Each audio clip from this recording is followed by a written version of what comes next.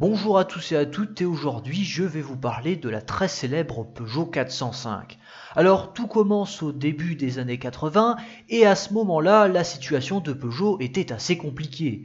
La marque Lyon venait tout juste de racheter Citroën ainsi que le groupe Chrysler Europe qui deviendra Talbot. Mais fort heureusement, avec la sortie de la Peugeot 205, tout rentre dans l'ordre puisque la voiture connaîtra un grand succès commercial et permettra de recouvrir les dettes. Mais bon, cela ne suffit pas et il faut absolument renouveler la gamme Peugeot, qui était assez vieillissante à ce moment-là. Et la priorité, c'est de remplacer la Peugeot 305, qui était une rallonge à la Peugeot 304, qui elle-même était un restyling de la Peugeot 204. Il fallait donc concevoir une nouvelle voiture, mais une nouvelle voiture avec plus de prétention. C'est pour cela qu'elle s'appellera 405 d'ailleurs, car elle devait remplacer la 305 tout en s'implantant plus haut dans la gamme. Bon, l'autre raison à ce choix, bien entendu, c'est que en fait, il était trop tôt pour passer au chiffre 6 et Peugeot voulait d'abord rester sur le 5 et passer au 6 plus tard dans les années 90. Bref, tout ça pour dire que le projet débute très tôt, dès 1982, et durant plusieurs années, le style évolue de cette voiture. Alors au départ, l'auto devait davantage ressembler à sa prédécesseur, la 305, et finalement, elle adoptera son propre style à partir de 1986. L'entièreté du design extérieur sera donc réalisée par Pininfarina, tandis que Paul Bracq réalisera la partie intérieure. Les premiers prototypes commencent à rouler durant l'année 1986 et Peugeot réalisera donc 75 prototypes avant de démarrer la production en début d'année 1987. Et l'auto est présentée la même année officiellement en mai. Un lancement qui ennuiera beaucoup Mitsubishi qui était en train de travailler sur une voiture dont le design était très similaire à 405. Le projet sera donc annulé. Mais bon, revenons sur la Peugeot 405. Cette dernière a quelques particularités, comme son volant réglable, ses freins assistés, la présence d'appui-tête sur les sièges, ainsi que la présence de rétroviseurs réglables depuis l'intérieur. Elle sera présentée avec une multitude de moteurs différents, avec des versions différentes aussi. Alors, je ne vais pas tout vous présenter, tous les moteurs, toutes les versions, car ce serait très long et pas forcément très utile, puisque la plupart de ces versions n'ont pas grand-chose d'exceptionnel. Mais sachez que la gamme est très complète, ça va de 65 chevaux à plus de 130 chevaux selon les versions. Et bien sûr, toutes les 405 sont équipées de moteurs 4 cylindres. La 405 est donc une traction disponible en essence ou en diesel, avec une boîte manuelle ou automatique. Elle peut être également commandée en berline ou en break et selon les versions, la berline pouvait recevoir ou non un aileron à l'arrière. En ce qui concerne les proportions, cela varie un peu entre la version berline et la version break. En ce qui concerne la berline, elle mesure 4,408 m de long, 1,714 m de large, 1,406 m de haut pour un empattement de 2,669 m. Et pour la version break, je vous laisse lire ces proportions sur l'écran. C'est à peu près la même chose que la version berline, à quelques détails près, il y a quelques petites différences. Alors en ce qui concerne le poids vide, cela varie entre les versions, cela va de 970 kg pour la plus légère à 1340 kg pour la plus lourde. Lors de sa présentation officielle, l'auto sera plutôt bien accueillie, elle brille pour son aérodynamisme et son comportement routier, mais la finition intérieure est pas top et le seuil de chargement de coffre est un peu trop haut. Tant qu'à la banquette arrière, malheureusement, elle n'est pas rabattable. Peugeot finira par corriger la plupart de ses défauts, ils ne pourront pas forcément tout corriger, et notamment en ajoutant de nouvelles versions mieux équipées.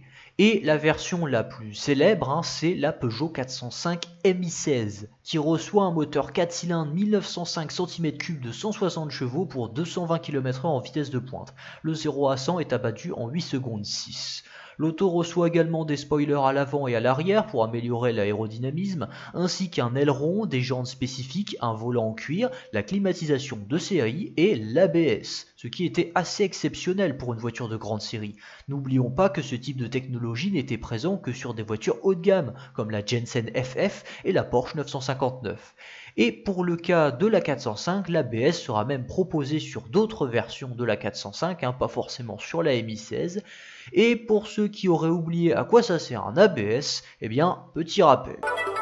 Examinons son efficacité par un test comparatif où deux véhicules doivent éviter un obstacle en freinant et en dégageant sur le côté. Le véhicule rouge est équipé d'un système de freinage classique et le véhicule gris d'un dispositif électronique d'anti-blocage de roues.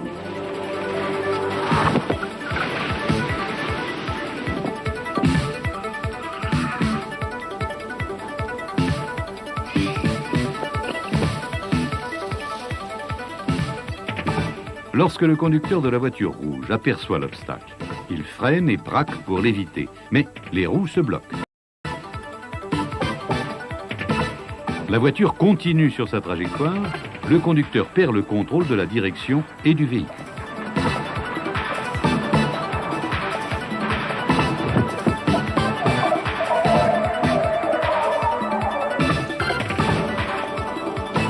Par contre, avec la voiture grise, le conducteur freine, braque ses roues et évite l'obstacle, car le dispositif d'anti-blocage de roues entre en action.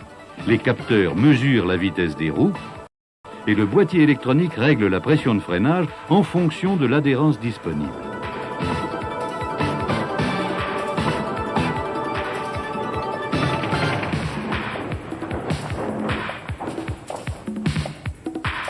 Bref, tout ça pour dire qu'avec la 405, Peugeot a donné une grande importance à la sécurité et aussi au confort avec des sièges en mousse ou en cuir. On peut aussi noter la présence d'une alarme au cas où le conducteur oublie d'éteindre ses phares, ainsi qu'une télécommande pour ouvrir sa 405 à distance. Très rapidement, la 405 est lancée sur le marché mondial et notamment aux États-Unis où elle reçoit des gros pare-chocs, plus d'options et une ceinture automatique. Malheureusement, la 405 ne connaîtra pas un grand succès là-bas et terminera sa carrière en 1991. Le projet de 405 coupé réalisé par EIS pour les Américains sera donc annulé et restera donc un exemplaire unique. Mais bon, est-ce que cette version aurait vraiment fonctionné ? Je ne pense pas, car contrairement à la 406 coupé, la 405 coupé n'apporte rien de plus, mis à part un intérieur en cuir et en alcantara. Alors, malgré sa courte carrière, la 405 réussira quand même à marquer les esprits des Américains et de manière très positive. La 405 sera également lancée dans d'autres pays, en Taïwan et en Pologne, mais sans grand succès malheureusement. En revanche, elle marchera bien au Royaume-Uni grâce à une bonne promotion via une pub légendaire où la 405 avance dans un paysage enflammé avec la musique de Top Gun en fond musical. Pendant ce temps-là, la 405 continue d'évoluer, déjà avec l'arrivée des 405 X4 qui sont des 405 à 4 roues motrices, et toutes les versions s'y colleront, hein. Même la MI16 sera proposée avec les 4 roues motrices, et d'ailleurs en parlant de la MI16, cette dernière finira par rejoindre les rangs de la BRI, mais en version traction, pas en version 4 roues motrices. Peugeot tentera aussi de sortir une 405 électrique, mais finalement le projet sera annulé, car malgré ses 500 km d'autonomie, l'auto était trop lourde et peu performante. Les années 90, c'est aussi la présence de beaucoup de séries limitées, alors je ne vais pas toutes vous les décrire dans le détail, car ce serait vraiment trop long et pas très utile, car la plupart n'ont pas grand chose d'exceptionnel, et il y en a vraiment beaucoup. Mais bon, certaines sont quand même assez intéressantes, c'est le cas de la 405 Sport Extra, une série limitée suisse. On peut noter la présence de jantes spéciales, d'une suspension surbaissée et d'une sellerie en velours. Il y a aussi la 405 Le Mans en version suisse, qui est blanche avec des bandes de couleur à l'avant, en hommage aux victoires de Peugeot en endurance. En France, on aura aussi le droit à une version Le Mans, mais en rouge Lucifer. Alors on a aussi le droit à la 405 Vendôme en France, qui est une version suréquipée et plus luxueuse.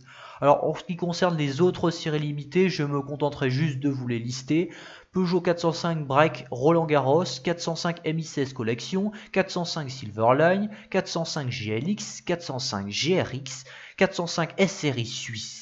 405 Furia, 405 Quartz, 405 Break Hunter, 405 Sport Extra, 405 Sillage, Style et Signature, 405 Husky, 405 Chamonix, 405 Exclusive et 405 Suisse.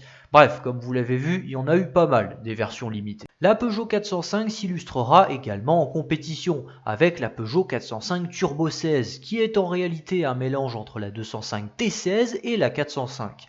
Car Peugeot préférait mettre en valeur la nouvelle 405, là où la 205 commençait à vieillir.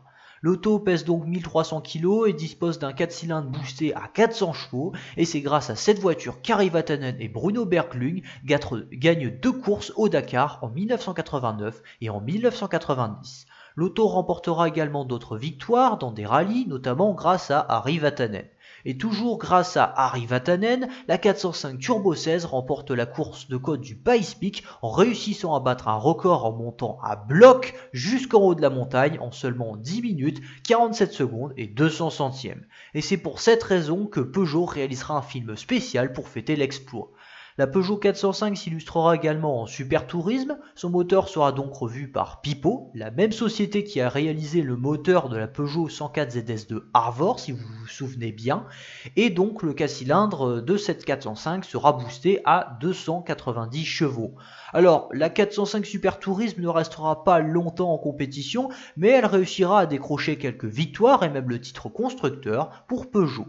Et afin de fêter toutes ces victoires, Peugeot décide de sortir la Peugeot 405 Turbo 16, une version sportive recevant un moteur 4 cylindres 1998 cm3 avec turbo Garrett T25. Ce moteur développe 200 chevaux pour 235 km/h en vitesse de pointe, le 0 à 100 est abattu en 7 secondes. Par la suite, elle sera équipée d'un système d'overboost similaire aux 205 et 405 Turbo 16 de course, permettant d'augmenter la puissance de 200 à 220 chevaux. L'auto sera présente au catalogue durant 2 ans et ne sera produite qu'à 1046 exemplaires seulement. La 405 T16 est donc une version très rare. Il y a eu très peu de dérivés de la 405, en fait on n'en compte juste que 3. La première, c'est la Peugeot 405 Gutmann, qui a été modifiée par Gutmann, comme son nom l'indique, qui est un préparat allemand qui travaillait sur pas mal de Peugeot, et notamment sur la 205, qui est son produit le plus célèbre. Et Gutmann créera donc une version spéciale de la 405. Alors il s'agit juste d'un kit carrosserie, il n'y a aucune préparation moteur contrairement à la 205 Gutmann, et ces modifications sont donc uniquement disponibles sur la 405 MI16 et T16, donc sur les versions sportives. Cependant, la 405 Gutmann a une particularité, proposer les moteurs MI16 et Turbo 16 sur la version break, ce que Peugeot n'a jamais proposé sur son catalogue. Gutmann réalisait donc un swap moteur pour que la version break ait les mêmes performances que la version berline avec les moteurs MI16 et Turbo 16. Sur ces versions Gutmann, on peut également noter la présence d'un intérieur spécifique plus soigné par rapport aux autres 405.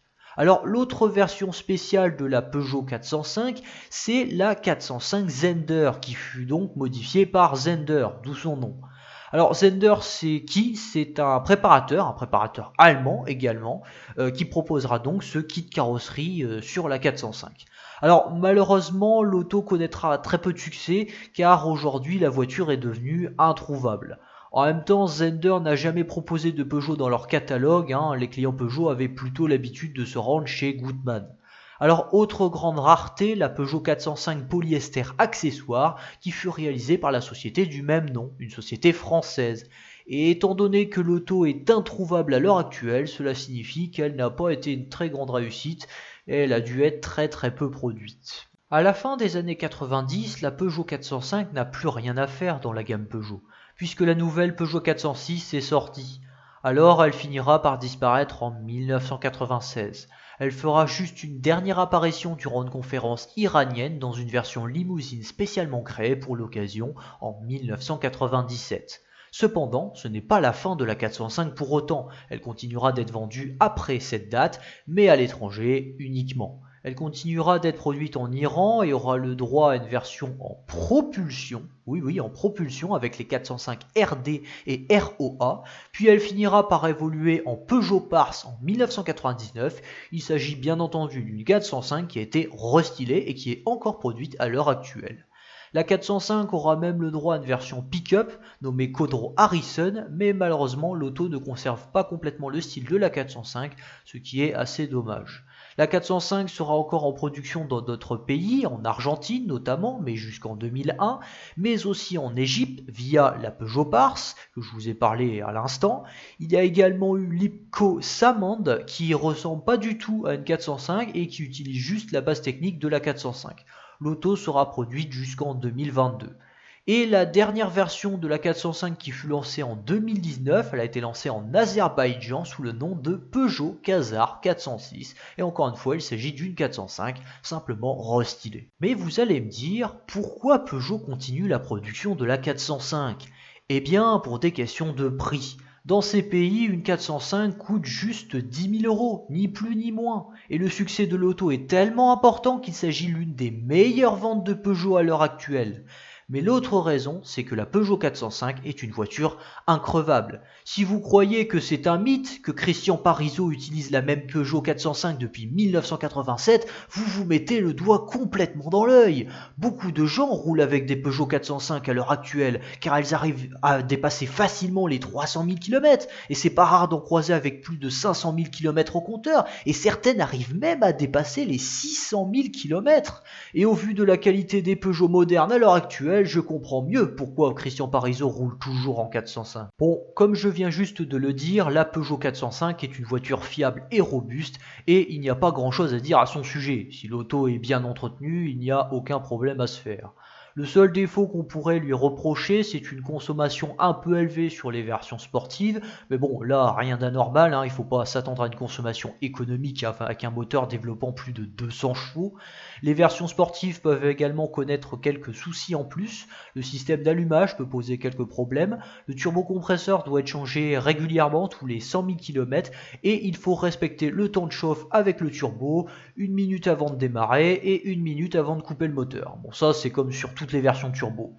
Sur les versions 4x4, le train arrière à correcteur hydropneumatique peut subir quelques fuites, mais bon, comme je le disais tout à l'heure, si votre auto est entretenue, ce genre de problèmes peuvent être évités ou minimisés. Alors en termes de prix, cela varie en fonction des versions. Une Peugeot 405 classique se trouve à partir de 5 000 euros et cela peut monter à 7 000 euros pour une 405 impeccable avec sellerie en cuir et très peu kilométrée. Pour la version 4x4, elle coûte environ 8 000 euros à peu près. Pour la MI16, la cote varie entre 13 000 et 15 000 euros. Et si vous optez pour la version 4x4 MI16, cela vous coûtera dans les 15-20 000 euros. En ce qui concerne la 405 Turbo 16, au vu de sa rareté et de sa forte demande, je pense que son prix doit être légèrement supérieur à 20 000 euros, mais c'est difficile à fixer puisqu'il y a très peu de 405 T16 produites et donc très peu de 405 T16 en vente. Et bien entendu, si vous souhaitez une version un peu plus rare avec un kit carrosserie, cela vous coûtera plus cher, forcément. Eh bien, merci d'avoir vu la vidéo dans son intégralité. Comme d'habitude, n'hésitez pas à vous abonner, à mettre un like aussi et mettre un commentaire. Alors, la vidéo a peut-être pas été super longue, j'aurais pu présenter toutes les versions de 405, mais je voulais pas non plus passer des heures et des heures là-dessus, et plutôt me fixer sur les versions les plus rares et les plus exclusives. Mais bon, si le sujet de Peugeot, ça vous intéresse, que vous êtes un grand passionné de Peugeot, j'ai fait quelques vidéos sur des Peugeot. Vous pourrez notamment retrouver ma vidéo sur la Peugeot 104, mais aussi sur la Peugeot 203. Et sur ce, eh bien, je vous souhaite une très bonne journée. On se revoit dans quelques temps. Bye!